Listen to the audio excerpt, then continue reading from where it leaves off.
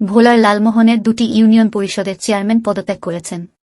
তারা হলেন উপজেলার কালমা ইউনিয়ন পরিষদের চেয়ারম্যান আক্তার হোসেন ও চরভুতা ইউনিয়ন পরিষদের চেয়ারম্যান আক্তারুজ্জামান টিপ্পো।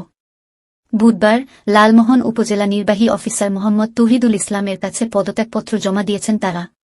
কালমা ও চরভুতা ইউনিয়ন পরিষদের চেয়ারম্যানদ্বয়ের পদত্যাগপত্র গৃহীত হয়েছে বলে নিশ্চিত করেছেন উপজেলা নির্বাহী অফিসার মোহাম্মদ তৌহিদুল ইসলাম। আসন্ন লালমোহন উপজেলা পরিষদ নির্বাচনে চেয়ারম্যান পদে অংশগ্রহণ করার লক্ষ্যে ইউপি চেয়ারম্যান পদ থেকে অব্যাহতি নেন আক্তার হোসেন ও আক্তারুজ্জামান টিপ্পো।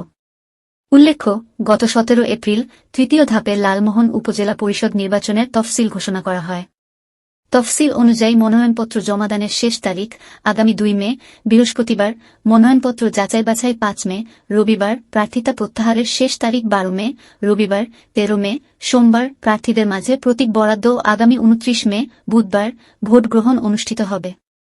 লালমোহন উপজেলা একটি পৌরসভা ও 9টি ইউনিয়ন নিয়ে গঠিত। এই উপজেলায় মোট ভোটার সংখ্যা 2,63,034 জন, যার মধ্যে পুরুষ ভোটার 1,38,554 এবং নারী ভোটার সংখ্যা 1,24,478 জন।